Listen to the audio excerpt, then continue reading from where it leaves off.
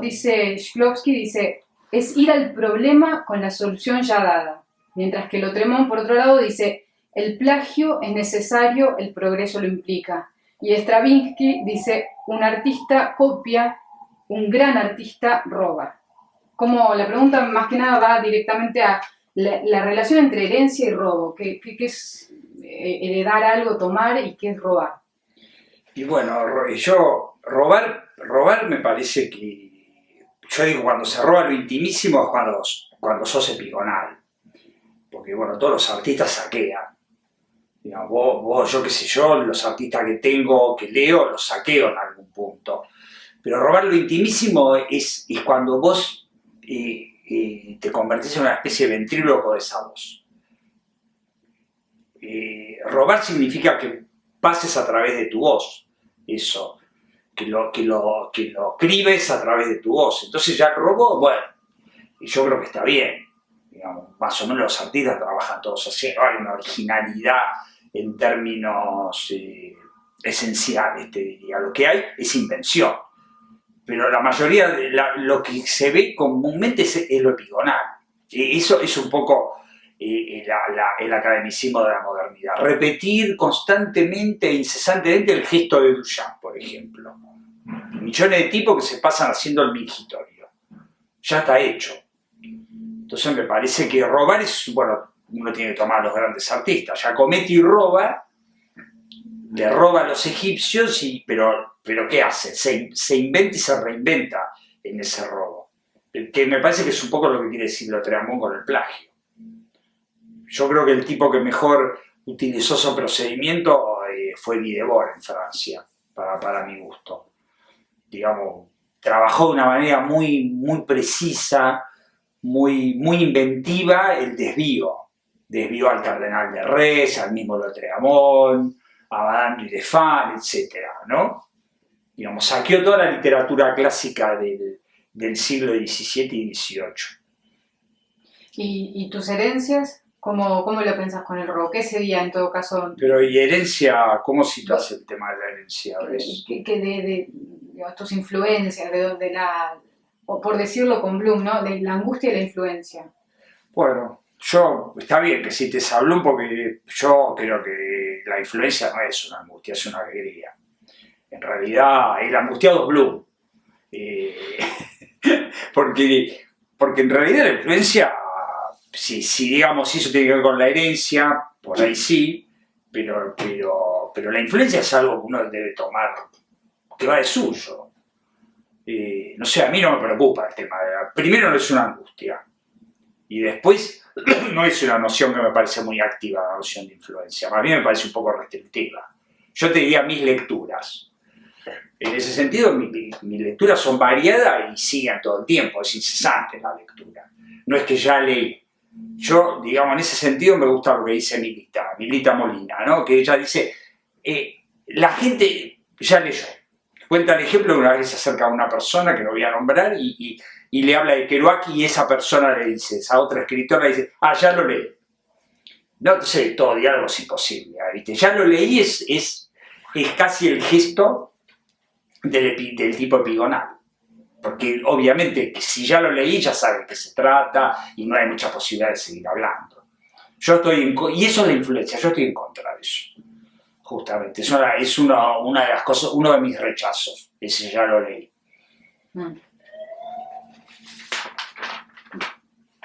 La influencia como el estilo, son dos nociones muy acotadas. El estilo es lo mismo, es una noción que habría que poner en el Museo de la Ciudad, las dos, y ir a visitarla de vez en cuando, como esos museos de los países del este, donde están las estatuas de Lenin y de Stalin, todas las cosas que parecen allá, ¿no? Y eso, museos de la ciudad, habría que crear y poner estas frases, estas nociones, estilo, angustia a las influencias.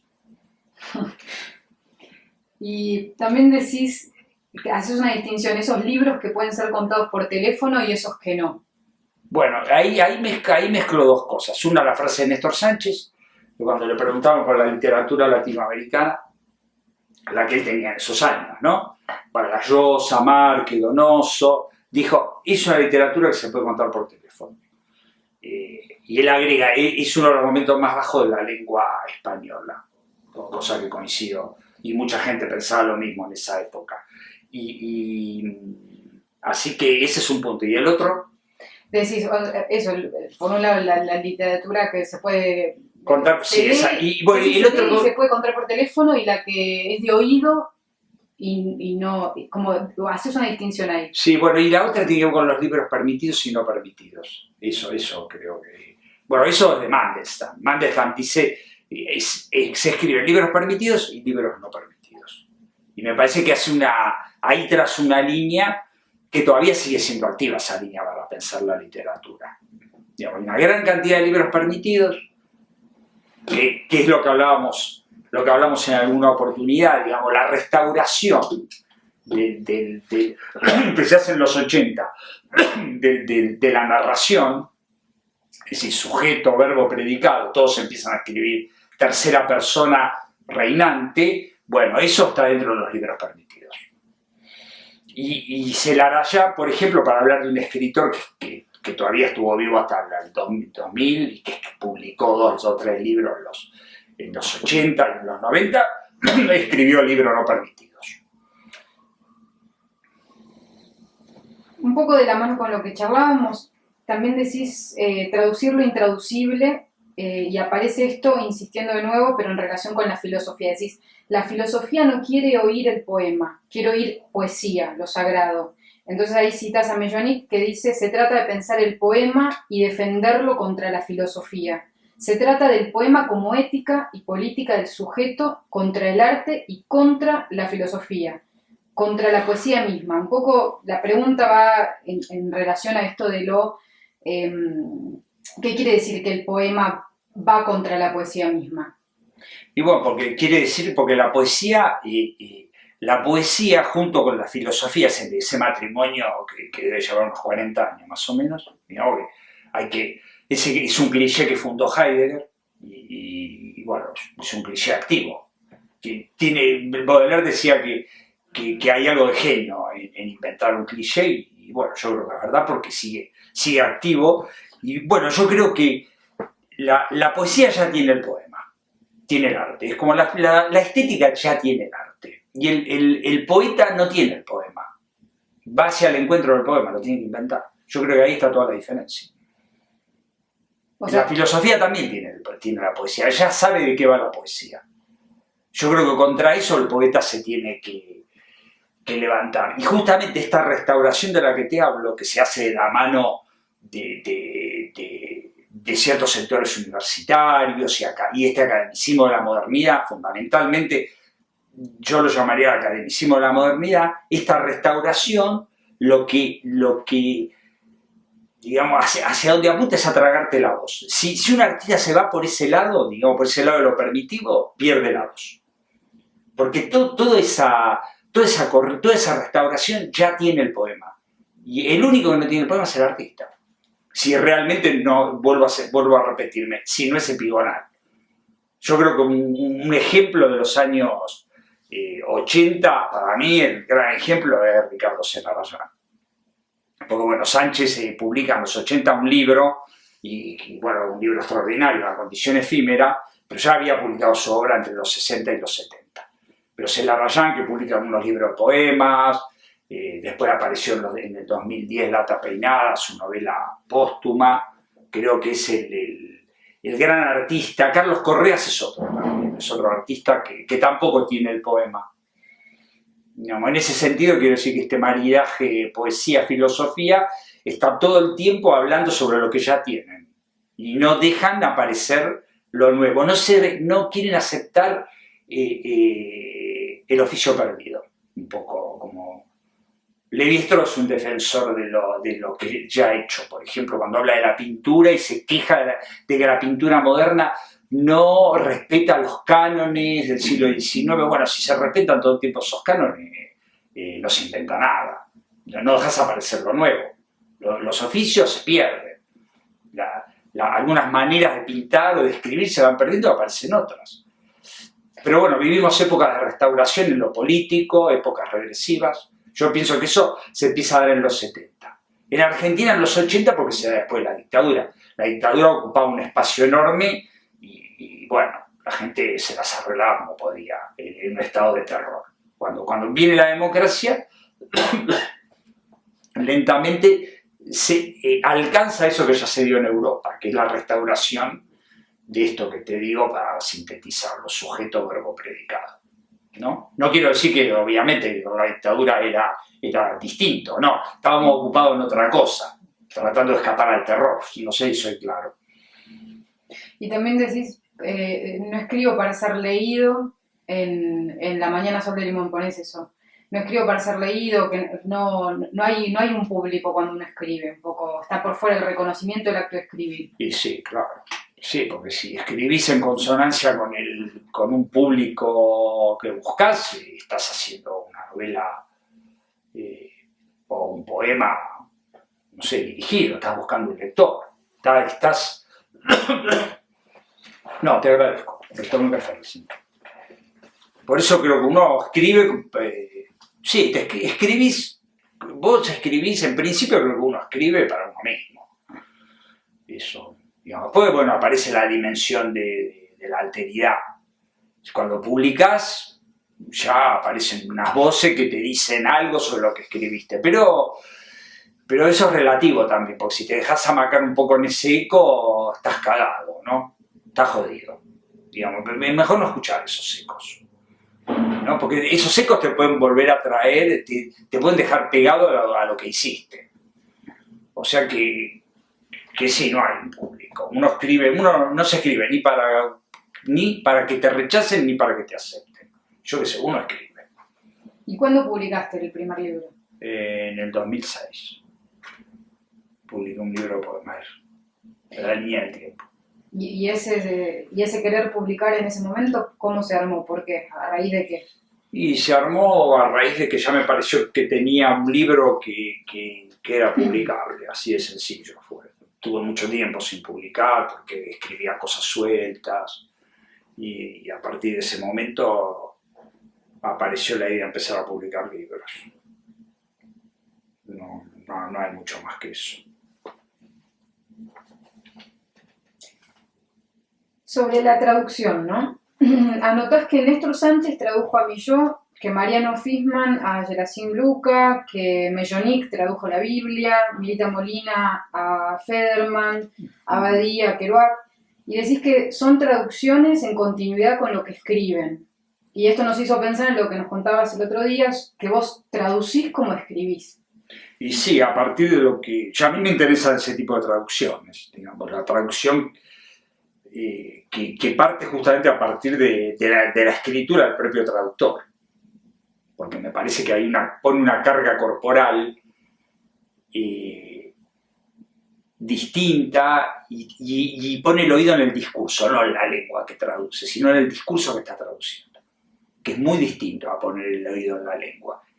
Si pones el oído en la lengua, lo que terminas haciendo es normalizando a la lengua de llegada, que es en este caso la nuestra, el español, a la que traducimos, terminás normalizando ese discurso. O sea, no es lo mismo traducir a Luis René de Foré, a Jarry, a Mellonic o a Céline. Te pongo todos estos 4 nombres. Cada uno tiene un ritmo, un discurso, una particular. Cada vez que traducís a uno de ellos, tenés que tratar de impregnarte de las lecturas inclusive que ellos hacían. Yo creo que está muy bien, inclusive hasta leer las biografías de ellos. Yo soy muy partidario de las biografías. Digamos o sea que la carga, lo que investiz ahí, la carga que pones, tiene que ser una carga de un máximo de subjetividad, que es lo mismo que haces cuando escribís. Por eso creo que la tercera persona en un punto es mentirosa. Cuando te lo propones, ¿no? Porque alguien puede escribir en tercera persona con una gran carga de subjetividad.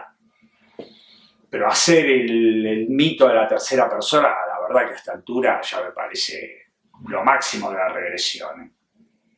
Pero bueno, es lo que está funcionando actualmente. Es la censura de la época. La censura de la época es eso, el academicismo de la modernidad. Es crítico, es artistas que le van a pedir a un crítico que los represente. Y el gesto en realidad tendría que ser el de Kooning, que cuando Clement Greenberg, que era un crítico famoso, fue a su taller y le empezó a marcar algunos cuadros, de Kooning lo agarró de un brazo y lo echó a la calle. Y ese tendría que ser el gesto del artista, agarrar a un crítico del brazo y decirle que se vaya, que se ocupe de lo de él. No hay diálogo posible ahí.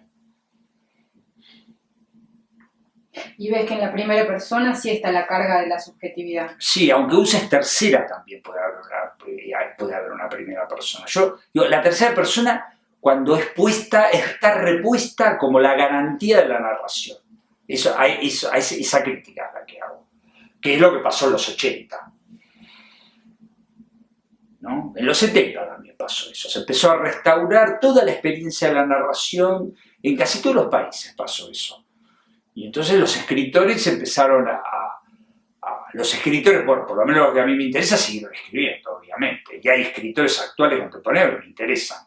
Yo no creo en eso que dicen que no hay pensadores, que no hay literatura, que ya no hay los grandes pensadores del 60, que para mí no eran grandes pensadores. Bueno, ese mito que Foucault era un gran pensador, Sartre, para mí no eran grandes pensadores. Eran pensadores. No sé qué es un gran pensador aparte, porque Mandelstam pensó la política mucho mejor que ellos. Y escribió un artículo que se llama El Estado y el Ritmo y vale toda la obra de todos estos tipos. O sea que, bueno, un escritor tiene que entrar en la política desde ese lugar. No tiene ese deber, no tiene el deber de leer a Hegel.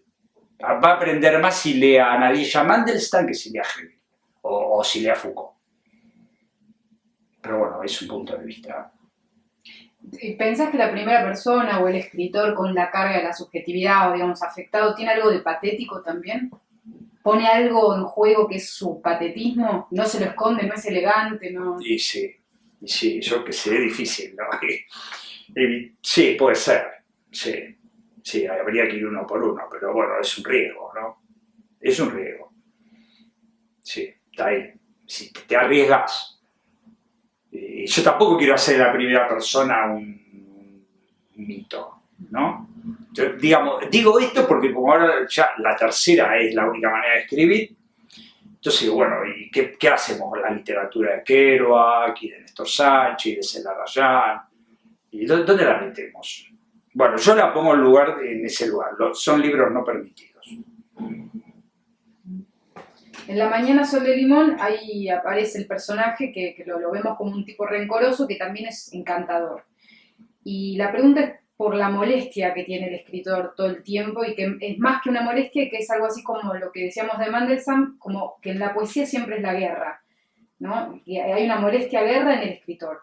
¿Qué pensás de esa posición, un entremedio un poco raro?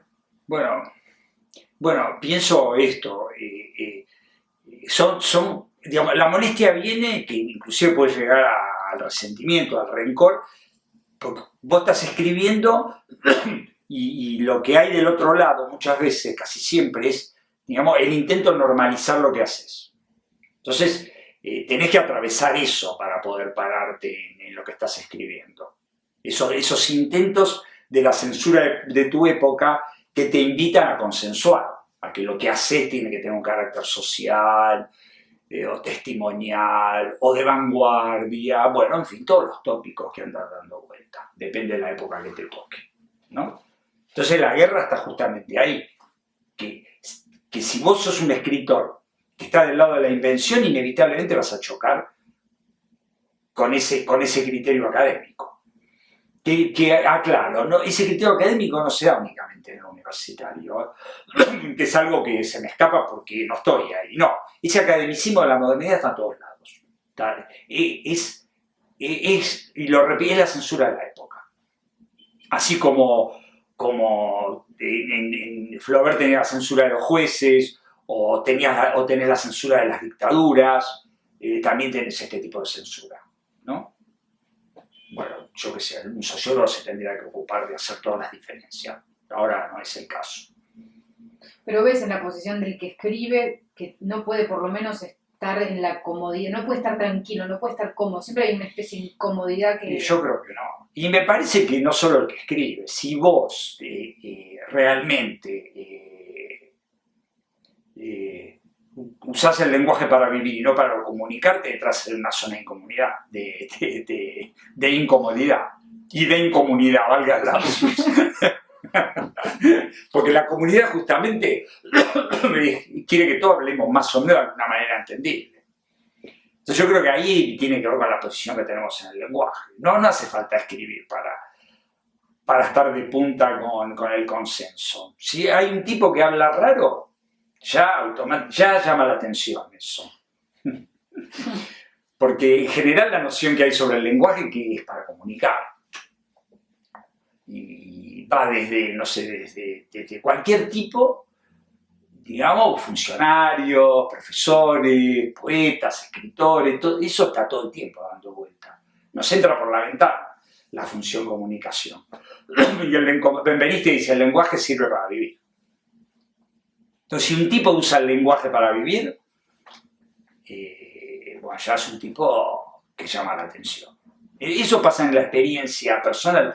Vos das clase y aparece alguien con un lenguaje muy particular y te descoloca. Tenés que ponerte en posición de escucha. Entonces te trastoca la posición que tenés de tipo que está, digamos, distribuyendo un saber, por decir así, ¿no? Como se distribuye una mercadería, un producto. Entonces alguien habla, es como la aparición de un poema. Aparece un poema y trastabilla al filósofo. La filosofía, como la estética, siempre tiene momentos tranquilos. Pero, sí. Y si no es para entender, ¿para qué se escucha? Para vivir. ¿Y cómo haces la...? Y no sé si Porque tiene que ver con el digo, sí, por ahí tiene que ver con entender al otro. Sí, uno escucha para entender al otro, pero para dialogar está el afecto en juego. Pero no es una simple función de comunicación escuchar al otro. Vos estás escuchando un cuerpo que habla, en los silencios, en los gestos, en los lapsus.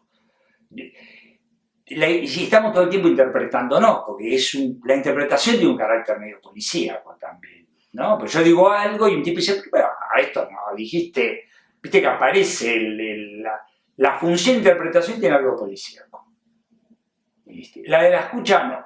Yo creo que la frase, lo de él es, escucho, no siempre entiendo, pero igual respondo. A mí me gusta hacer registro, ¿no? Pero obviamente que también si estoy, yo qué sé, frente a un tipo a un nazi, o estoy frente a un tipo que defiende, bueno, lo que más me tocó de cerca, digamos, defiende la dictadura argentina, y no tengo nada que hablar, punto. No estamos ya hablando, ahí no tengo nada que hablar. Pero hay una dimensión del afecto también, porque se introduce el rechazo rápido. No hay una dimensión de la comunicación, es del afecto, listo. No hay diálogo posible, no hay escucha posible, escuché rápido ya. Estoy escuchando a un negacionista, ¿qué más tengo que escuchar? ¿No? En relación también a escuchar e interpretar, decís en el capítulo 4 de La Mañana sobre Limón, que y desde ese día traduciré lo que se dice, no lo que se quiere decir. Entonces, ¿cuál es la diferencia entre lo que quedó dicho y lo que quiso decir el escritor? Y bueno, si te sigo bien, digamos, uno tiene que tratar de no traducir el significado. Hay que tratar de traducir ese ritmo que está en la lengua de partida, en ese discurso. Tenés que tratar de traducirlo a la lengua de llegada, para hablar en términos un poco técnicos, ¿no? Entonces, traducís eso tiene que decir lo que se está diciendo, más bien yo diría lo que el lenguaje está haciendo, no lo que se está diciendo. Lo que el lenguaje está haciendo es lo que tenés que tratar de traducir. Esa dimensión afectiva del lenguaje, que te está tocando a vos como traductor, porque cuando vos elegís, una cosa es cuando te dan un libro a traducir, que tiene que ver por ahí con una traducción que no te interesa, vos tenés que vivir, ponerle, y otra cosa es cuando elegís un libro, y entonces tenés un grado de cuerpo puesto ahí, una inversión muy fuerte haces ahí, y tenés que tratar de traducir esa dimensión afectiva, eso que te está tocando a vos, hasta donde llegues, ¿no? Eso es hasta donde llegues. Bueno, el personaje de Lola, ¿no? Que Ujú. aparece todo el tiempo y además de que está ahí nomás de Lolita, ¿qué es para un escritor?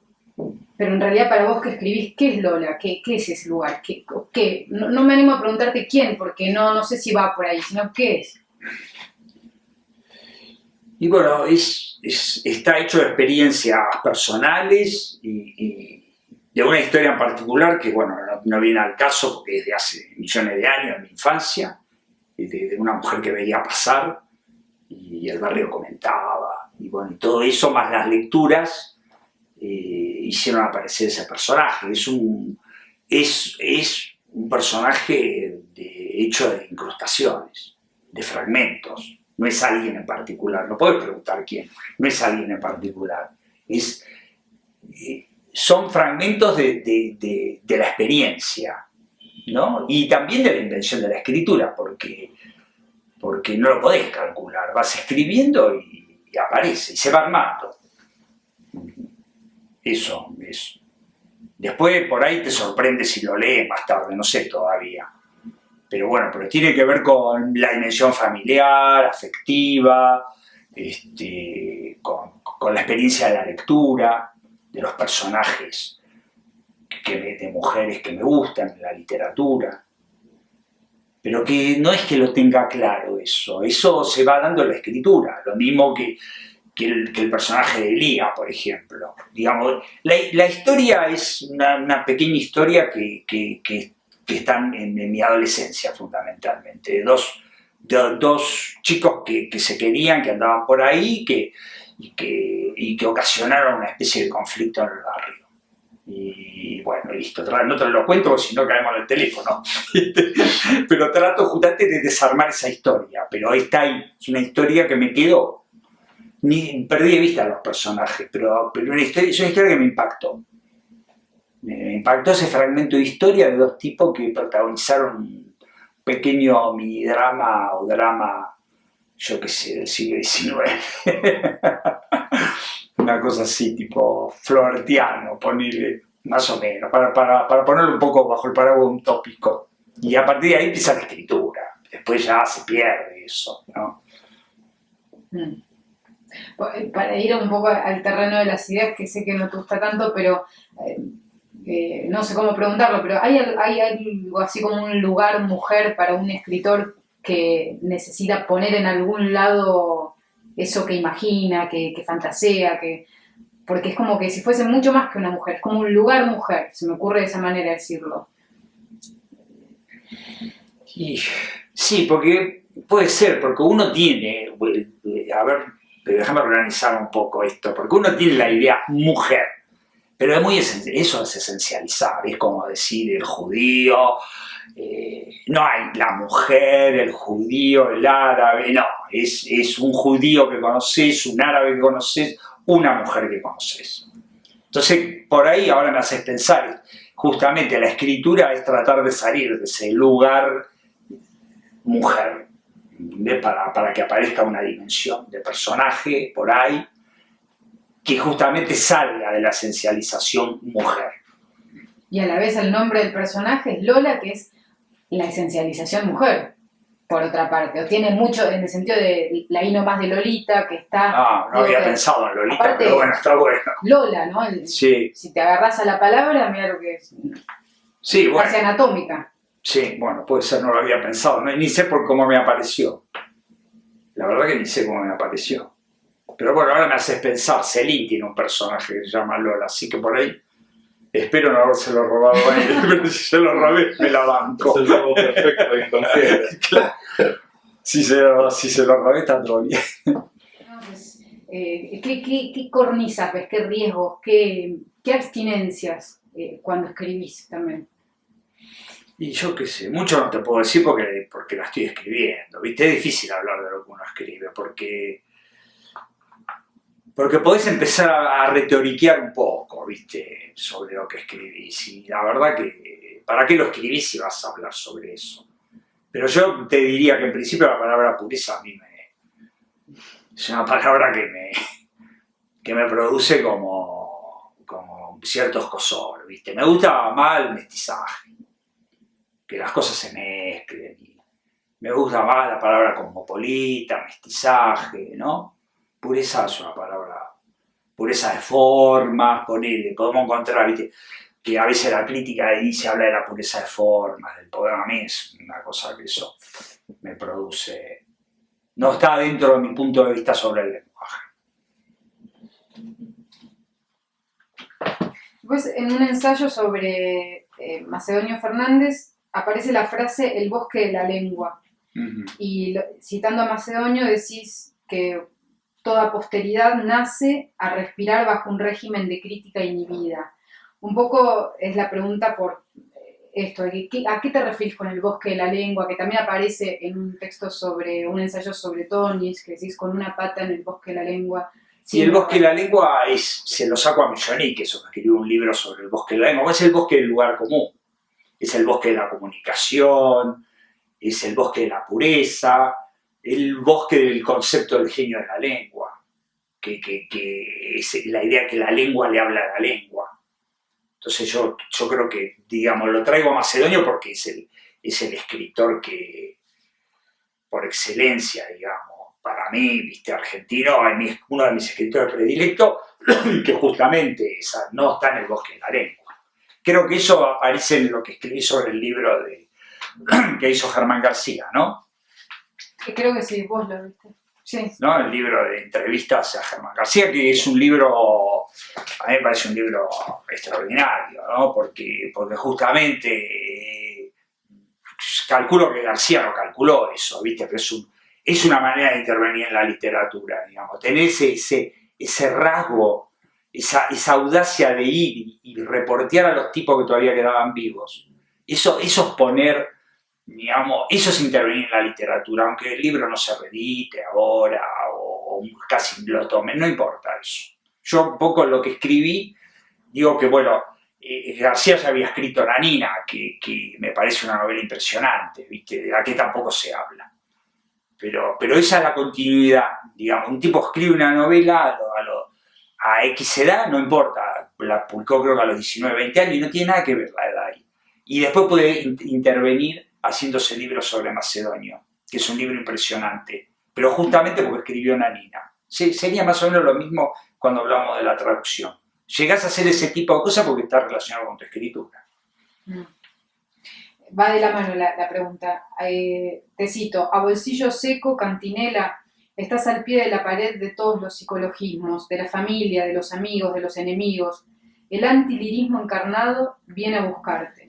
Entonces, la pregunta va por este antilirismo que no hace complacencia tu texto con la belleza, y si podemos hablar de que la belleza es un lugar medio objetivo, ¿cómo, bueno, eso, qué es ese antilirismo que está al pie de los psicologismos?